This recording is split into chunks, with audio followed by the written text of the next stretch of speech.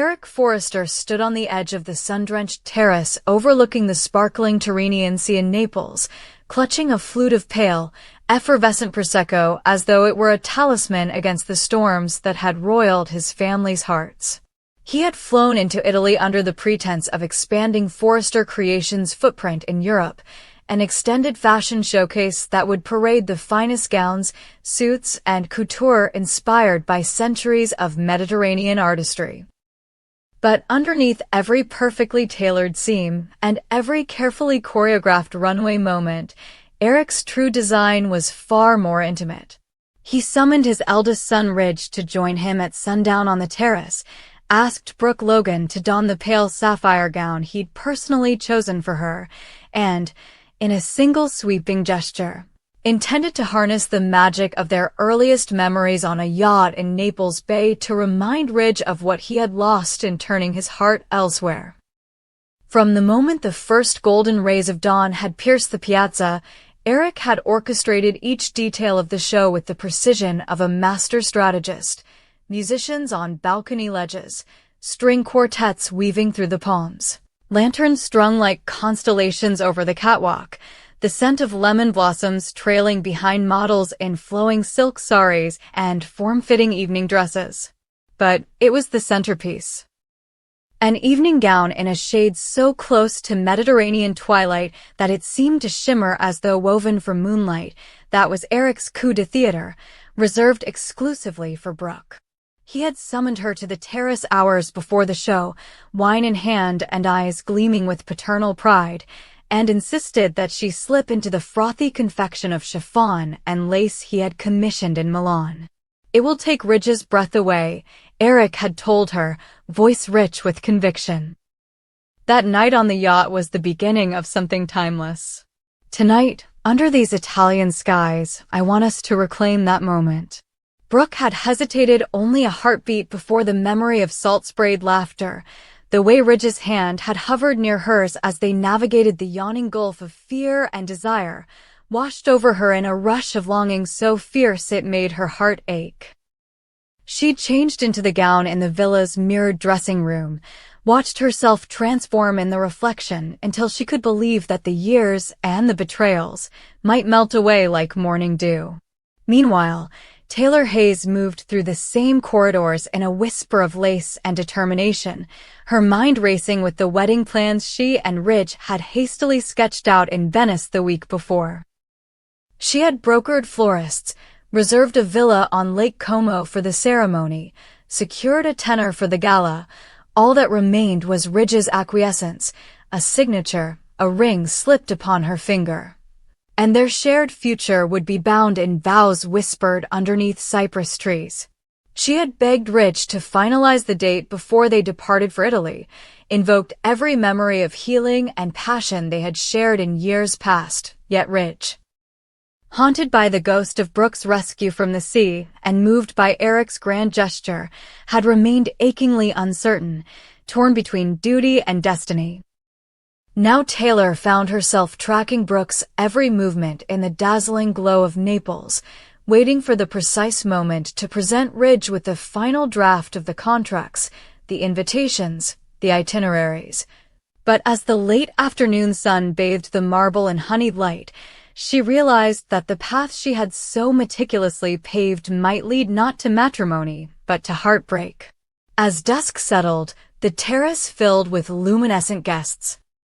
Europe's fashion elite, Italian aristocrats, and esteemed clients of Forrester Creations, all anticipating a spectacle of style and elegance.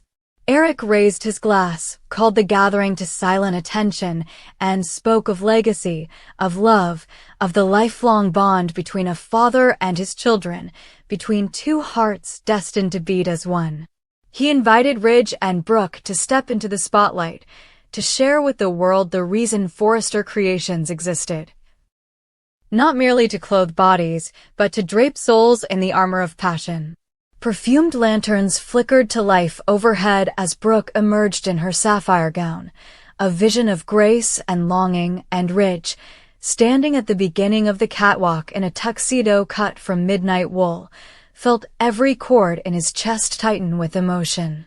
For a breathless moment, the noise of Taylor's scheming, the contract drafts clasped in her trembling hand, faded into the distance. Ridge stepped forward, Brooke took his hand, and Eric's heart swelled with triumph. As they walked the runway together, Brooke's train trailing like water at their feet, Ridge's gaze never leaving her face, Eric detected the silent language of two souls remembering what it meant to choose one another.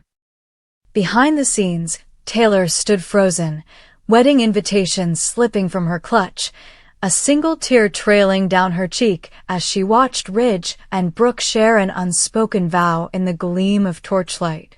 When the final model had exited and the applause thundered like the surf they had once survived, Eric guided Ridge and Brooke to the terrace's far edge, the bay spread before them like a promise glittering in moonbeams. He poured them each a glass of rich Amarone and pressed the final bit of his art into motion. A violinist swept forward to play the melody that had drifted across the yacht's deck on that first night, the tune of new beginnings. Ridge drew Brooke close, whispered words she could not hear, but that reverberated through her bones, and in that embrace, Taylor knew the race she had run was over. She approached Eric, voice barely a whisper, asking why he had turned business into theater. Eric's eyes softened. Because sometimes, he said, the heart needs a stage grander than any contract, a spotlight brighter than any promise written on paper. Taylor released the wedding plans into the lantern-lit breeze as though freeing two caged birds, and as Ridge and Brooke swayed under the Mediterranean sky, the echoes of their laughter and the flash of her sapphire gown against his dark suit became the final answer to a question none of them dared ask aloud until now. When history and harmony collide in the crucible of love, only the truest bond can survive. And there, beside Naples Bay, surrounded by the glow of family and the whisper of waves, Ridge and Brooke found their way back to one another, while Taylor, her gambit undone, understood at last that some designs are etched not with ink and intent, but with the timeless strokes of the heart. The terrace fell into a hushed reverence as Ridge Forrester and Brooke Logan stood beneath the soft glow of lantern light, the Tyrrhenian sea's gentle hush below them, the weight of all that had transpired between them simmering in the warm Mediterranean air. Ridge's dark eyes, filled with remorse and longing, searched Brooke's, and as he lifted a tentative hand to brush a loose strand of hair behind her ear, the whole world seemed to contract until only the two of them remained. Brooke's breath caught in her throat, the sapphire gown Eric had insisted she wear fluttering like a sigh as Ridge's fingers swept along the curve of her cheek. In that suspended moment, every fib, every fear, every fragile apology Ridge had carried for years seemed to dissolve, leaving only the promise of a kiss that might seal their reunion and banish the ghosts of every betrayal, every hesitation, every lie that had driven them apart. Ridge leaned forward, the salt-kissed breeze carrying the faint cadence of a distant violin playing that haunting melody from their first night on the yacht, and Brooke closed her eyes, tilting her head up to meet him. But before their lips could brush, a sharp, anguished cry pierced the reverie, a scream so raw and desperate that the musician's violin screeched to a halt, the guests gasped collectively, and the lantern's flame flickered as though startled by the sudden tension. Taylor Hayes emerged onto the terrace like a wounded warrior, lace sleeves stained with tears, mascara streaked across her cheeks, hands trembling as she clutched a delicate bracelet in one hand and a trembling iPhone in the other. Her voice, choked and fierce, cut through the night. "Stop," she cried, and Ridge froze mid-lean. Brooke's eyelids fluttered open, and the assembled crowd recoiled as though a thunderclap had struck the heavens. Taylor's chest heaved. She took an unsteady step toward them, eyes blazing with a desperation that made every heart there ache. "If you dare, Ridge," she shouted, voice cracking, "if you even try to kiss her, I swear I will die right here in front of you." Her words hung in the charged air like a pistol shot. Brooke's arms slid to her sides, color draining from her face as she watched Taylor's eyes, which had once shone with hope and love, now glitter with betrayal and something far darker, threat. Ridge straightened, body rigid, guilt and horror warring in his expression. The guests, reeling, backed away to form a protective circle around Taylor, while Eric, standing nearby in a tailored ivory dinner jacket, surged forward to intercept her. But Taylor would not be soothed. She pressed a finger against her trembling lips, as though warding off any move toward comfort, and her voice, shrill with pain, trembled.